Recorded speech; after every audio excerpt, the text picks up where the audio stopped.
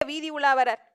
அந்த வீதி உலா வர்ற காட்சிய யார் பார்க்கணுங்கிறதுக்காக வரார்? உள்ள பார்த்தவங்க எல்லாம் வந்து திரும்ப வெளியே பார்க்கணுங்கிறதுக்காக வராரா? இல்ல அவங்க தான் உள்ளே பார்த்துட்டாங்களே, அப்புறம் ஏன் அவங்க வெளியே பார்க்கணும்? ஒரு திருவிழா நடக்குது, 10 நாள் விசேஷம், கொடி ஏத்தியாச்சு, தினம் ஒரு அலங்காரம் நடக்கும் சுவாமிக்கும் அம்பாளுக்கும். சில வீட்டில் குழந்தை பிறந்திருக்கும், சில வீட்டில் யாராவது இறந்திருப்பாங்க, சில வீட்டில் சில பேருக்கு சில நியதிகள் இருக்கும். இத்தனை நாள் தான் கழிச்சு தான் கோவிலுக்கு போகணும். சிலருக்கு உடம்பு சரியில்லாமல் இருக்கும், அன்னைக்கு குளிச்சிருக்க முடியாது, குளிச்சுட்டு தான் கோயிலுக்கு போகணும்னு ஒரு நியதியில் வாழ்பவர்.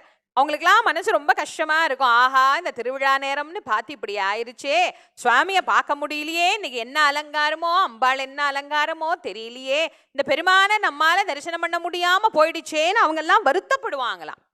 அதனால இறைவன் என்ன பண்றாரு? உள்ள வந்து என்னை சேவிக்க முடியாத உங்களுக்காக வெளியே வந்து காட்சி தருகிறேன்னு சுவாமி எழுந்து வந்து அருள் புரிவதனால